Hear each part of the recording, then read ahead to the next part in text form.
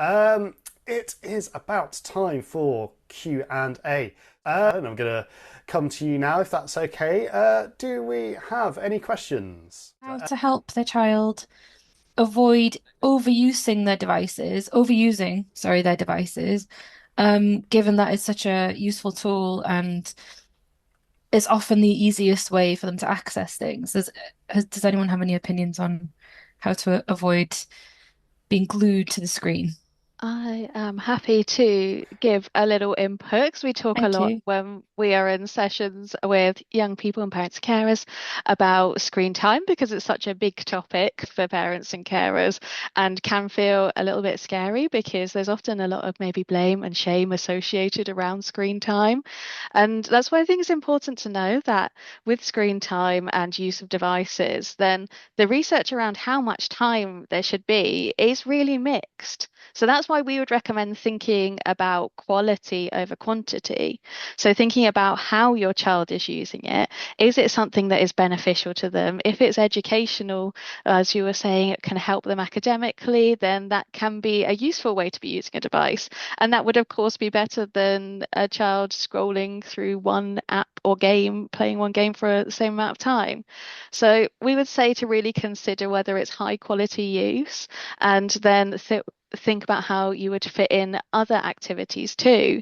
It can be perhaps that you want to maybe put in place like some boundaries about maybe where they are using their devices, because that can help a little bit with what they're using their devices for.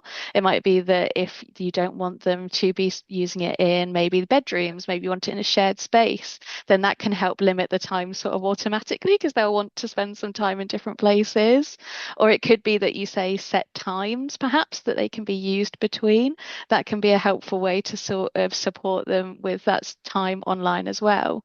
And especially with younger ages, then we talk a lot about how they will get signs that they have been on a device for too long, and helping them to recognize those signs can be really useful too. So whether that's things like that they start to get like sore eyes, a headache, maybe they get more emotional, then talking to them about those as well can help with that sort of healthy screen time balance. And yeah, that was what I had to add on that topic. Really useful stuff. Last few minutes to get questions in, if anyone has any. In the meantime, Connor, I have a question for you, if you don't mind. When Sure, we talk go for it. about when we talk about using AI, I feel like a lot of us that have used it already might have used it on our phones, our tablets, our laptops. Mm. We're all sort of fairly used to that. But increasingly, people are talking about smart glasses or AI glasses now. Obviously, quite a few different brands and models available Yep. already.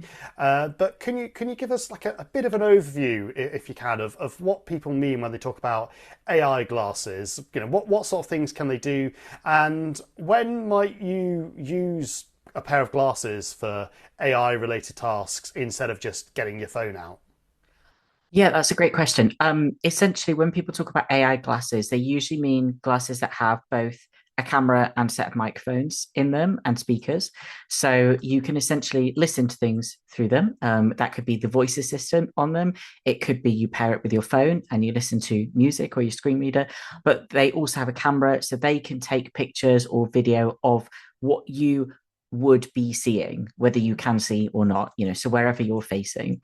And those videos or photos can be used in different ways. So, in conjunction with an AI assistant. So, a good example of these, and I think probably the one blind people most talk about at the moment, because they have, I would argue, the most affordable price point is the Meta glasses.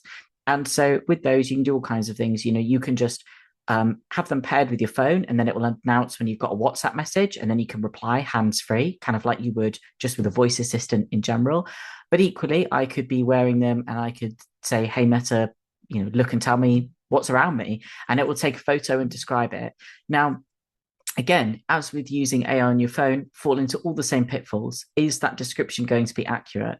I would not ever use these. Well, I was at a meeting and someone said, "Oh, we really encourage clients to use these to find the pedestrian crossing and know when it's safe to cross." And I sort of shuddered and thought this is a really bad use for it because actually it's just not that reliable. It's not that accurate. Maybe one day it will be. And I'm not someone who's going to say we should never, ever, ever use technology for these things. I think we should always have common sense and our own skills as well, but never say never. Today is sadly not that day. And I was trying out my glasses in conjunction with another app that can do sort of live video recognition to see if I could set it to a live reading mode and if it would identify my bus number. Whenever the bus pulled in, if it would read it to me. Sometimes it could. Sometimes the latency was not quick enough that it could do it, and it would just read random snippets of text or nothing at all. And I found that the most effective way of knowing what bus number was coming was using a bus timetabling app to see what's likely to be coming next, and then just asking the driver. It was still the most effective way. Um, so I think, it's knowing when it's good. However, I was in Paris a couple of years ago and I did actually use the Meta glasses. I was by a sort of food truck and I asked it to take a picture and translate the information. And that was a really interesting use of AI that wasn't just VI specific. I don't speak French. So even if I could see, I would have been absolutely useless in this situation. So getting it to take that photo and then translate, again, you have those pitfalls, but it's going to be a hell of a lot more accurate than what I could have done, even if I could see, because of the language barrier. So there's all kinds of features. And I think it's just experimenting and seeing what works for you. But I'd say have a really good, strong set of tools that do not require technology, your common sense, your knowledge of the environment, listening to what's around you. Because actually you could spend 10 minutes asking your glasses to describe where the bus stop is. And actually, maybe if you'd stood for a few seconds, you might have heard a bus pull up and then you could have navigated your way over to it yourself. So it's just being mindful of all those skills, really. And you're so right. Someone will come along with a newfangled piece of Oh, technology God, that is yeah. perceived to solve a problem, but actually, as you say, sometimes the old things are the Yeah. best. And yeah, I think for me, as you say, sometimes, not always, but it's sometimes nice to be able to take a picture of something and get a basic description of what it Yeah, is without having to sort of whip my phone out and 100%. do it like that. But as you say, it's a tool in the sort of metaphorical assistive technology toolbox of life. Definitely. Thank you for that, Connor.